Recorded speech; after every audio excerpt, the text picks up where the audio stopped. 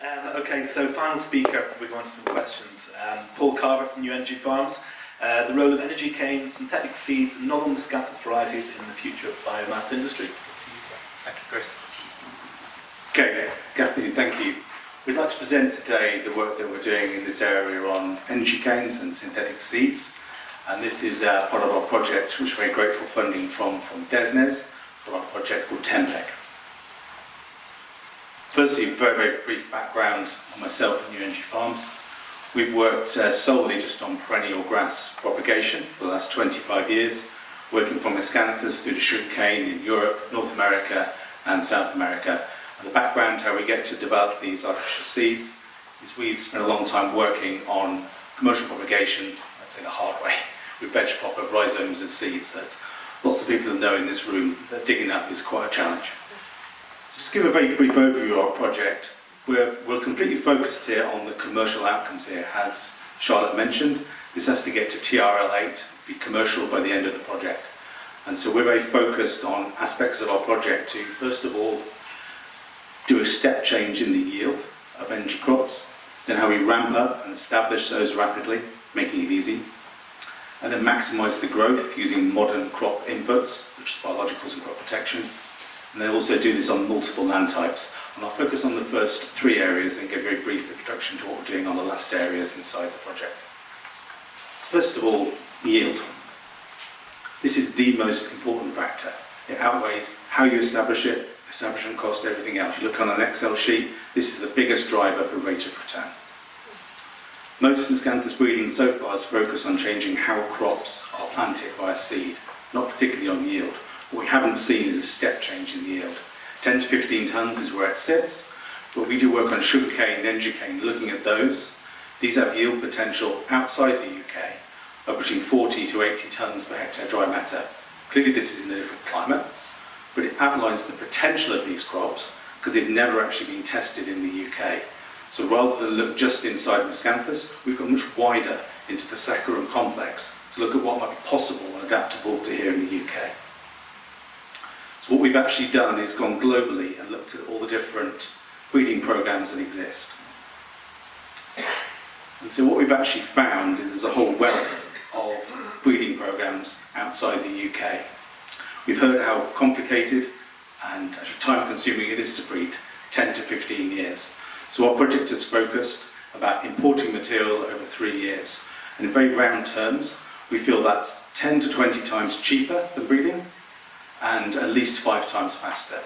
10 to 15 years on average is the time frame to breed a perennial grass. We can import and evaluate material in 3 years to work out what our potential win is. That's really our objective. And obviously we're using high-yielding Miscanthus types and energy canes, and we're very focused on sterility. We do believe that's an additional barrier. We've heard a talk earlier on about barriers. I genuinely believe that's a barrier we do not need to introduce to the UK. We've seen it in the US. There is no breeding on fertile seeded Miscanthus in the UK, in the US rather. It's a barrier that is very hard to get over. So the material in these images here on the left-hand side, that's an energy cane, one of our sites. We've grown that in Georgia in the past, 40 to 50 tonnes per hectare dry matter.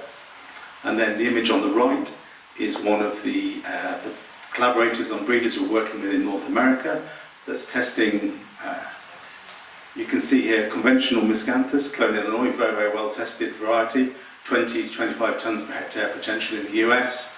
And then one of the varieties we've imported, which had just under 40 tonnes per hectare dry matter in trials. Now going to field scale, you might come back by 25%.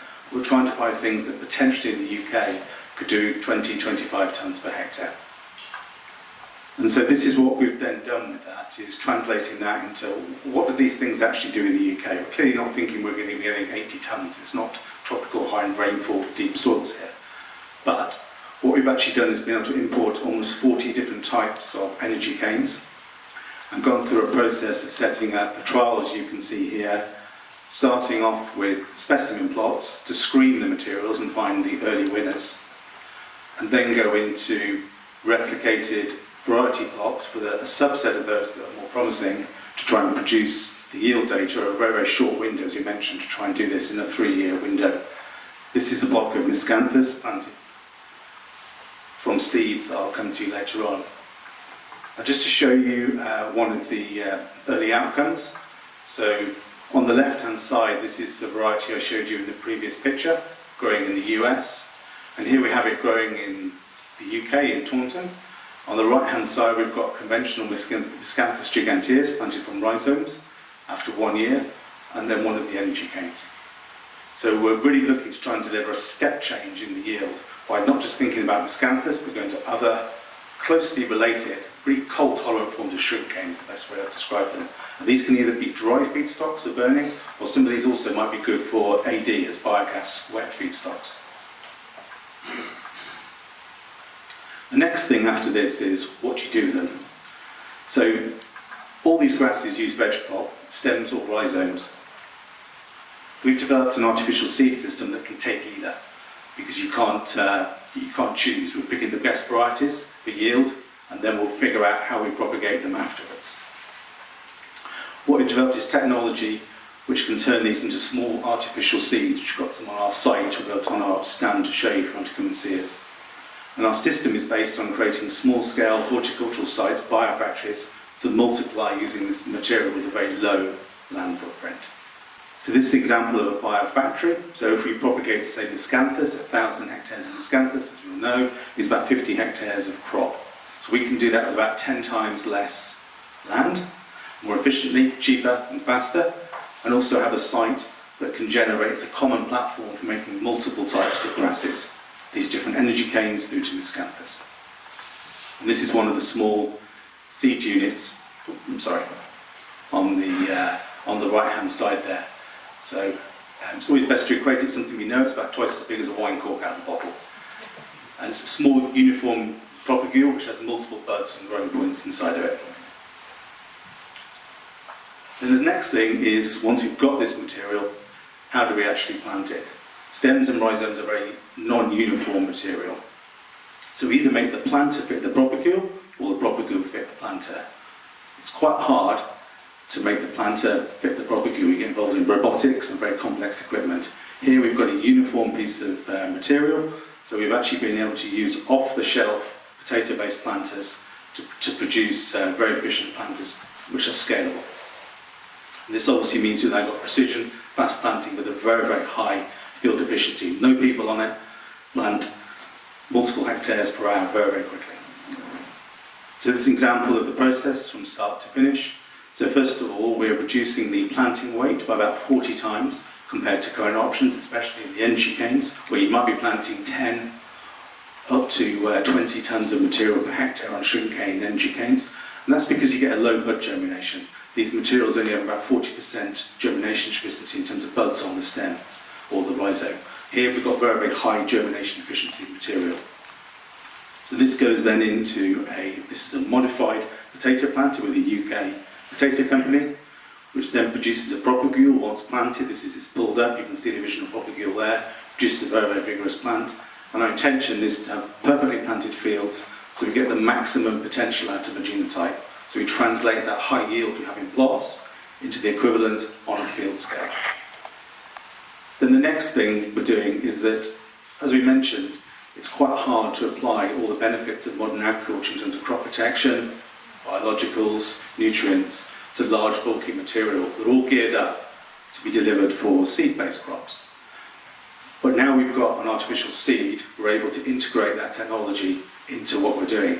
So it means that we can actually put nutritions inside, targeted crop protection, and in particular a project here, part of the TEMPEC project here, we collaborate with Warwick University on the biological side, looking at what biologicals associate with Miscanthus. That's obviously a key area. We know that Miscanthus benefits from these. So the project here has sampled old Miscanthus fields, and we're putting that benefit inside the seed. So when we plant Miscanthus, it thinks it's in a 20-year-old field of Miscanthus, as that yield and growth boost. And if we look specifically at microbials, because we're making a horticultural product, we get that association with the microbials before it goes to the field, which is key. Rather than just putting the powder onto the field, it may or may not associate with the plant. Here we've got targeted nutrition, biologicals in the product before it actually goes to the field. So it means we're harnessing all that potential of modern technology into what we're actually planting. So effectively what the seed industry has, we're bringing now into these energy crops. Then the final thing is Clearly what I've spoke to so far is planting on arable land. At the lower end of that, but quite nice arable land. The other part of our project is how we extend that to other areas. So we've got a part of the TEMPET project looking at the challenge of paludiculture, where we've been given a range of grasses or crops that need to be scaled where there's no existing systems, is that Typha or Phragmites. We've developed seeds and artificial systems for planting those crops that can be scaled. This obviously is a key part of the forward strategy for net zero. And then secondly, contaminated land. Once we've got a product where we can integrate other material in there, we've been able to take scavenger crops like Miscanthus and integrate these inside so that they can survive and flourish on contaminated land, opening up a whole new land base to be established. I can see Chris hovering behind me, but fortunately that's my last slide. So thank you.